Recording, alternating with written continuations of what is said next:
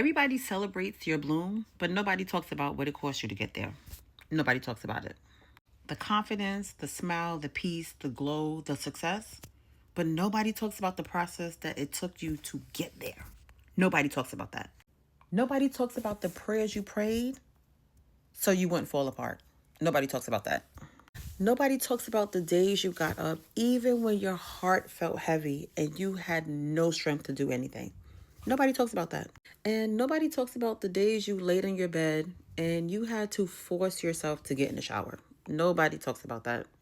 Nobody talks about the boundaries you had to set, the people you had to release, and the things you had to learn to unlearn. Nobody talks about that. And nobody talks about the version of yourself you had to outgrow and leave behind. Nobody talks about that. I used to think that blooming was about getting everything that I wanted. Now I realize blooming is about becoming the woman that God intended all along.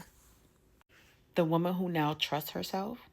The woman who now is not afraid to try, even if she fails. And the woman who now knows her worth and trusts herself. So if you're in a season and it feels like nothing is happening and everything's going wrong, don't be discouraged.